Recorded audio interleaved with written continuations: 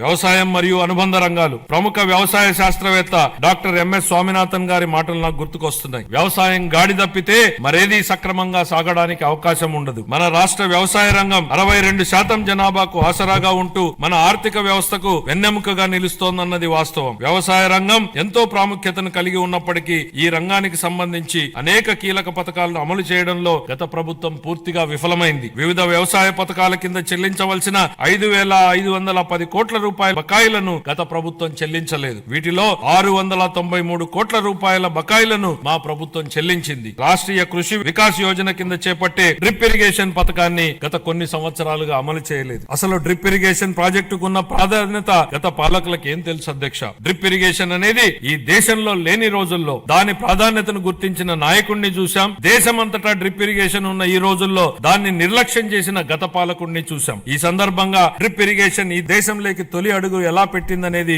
ఈ తరానికి తెలియజెప్పాల్సింది అధ్యక్ష. డ్రిప్ ఇరిగేషన్ గురించి ఎవరూ ఆలోచన చేయని 90వ దశకంలో ఇజ్రాయెల్ టెక్నాలజీని రాష్ట్రానికి తేవాలన్నారు చంద్రబాబు నాయుడు గారు. అధ్యయనానికి ఇజ్రాయెల్ కి వెళ్లిన కమిటీలో నేను సభ్యుడిగా ఉన్నాను అధ్యక్ష. 3 ఐఏఎస్ అధికారులను నన్ను సభ్యుడిగా ఆ కమిటీలో నియమించారు. నాటి ఉమ్మడి రాష్ట్ర ముఖ్యమంత్రి చంద్రబాబు గారి సూచనల మేరకు దాన్ని అధ్యయనం చేసి అందించిన నివేదిక ఆధారంగా దేశంలోనే తొలిసారిగా ఉమ్మడి రాష్ట్రంలో డ్రిప్ ఇరిగేషన్ పైలట్ ప్రాజెక్ట్ ప్రారంభించారు. దీనిపై నాటి కాంగ్రెస్ పార్టీ అవహేళన చేసింది. ఆ తర్వాత డ్రిప్ ఇరిగేషన్ పై జాతీయ స్థాయిలో వేసిన టాస్క్ ఫోర్స్ కు ఆయనే నేతృత్వం వహించారు. ఇవాళ డ్రిప్ లేని రాష్ట్రం లేదు, డ్రిప్ లేని పొలం లేదు. What Chandrababu Naidu thinks today the nation thinks tomorrow అనడానికి ఇంతకన్నా ఏం నిదర్శనం కావాలని అడుగుతున్నా అధ్యక్ష. ఇలాంటి డ్రిప్ ఇరిగేషన్ ను గత ప్రభుత్వం పూర్తిగా నిర్లక్ష్యం చేసింది. కేంద్ర ప్రభుత్వం డ్రిప్ ఇరిగేషన్ పథకం కోసం విడుదల చేసిన 616 కోట్ల రూపాయలను దారి మళ్లించింది. మా ప్రభుత్వం ఏర్పడిన తర్వాత డ్రిప్ ఇరిగేషన్ కోసం 176 కోట్లను విడుదల చేసి అదనంగా 85,000 హెక్టార్లను డ్రిప్ ఇరిగేషన్ కింద తీసుకురావడానికి మా ప్రభుత్వం అనుమతులు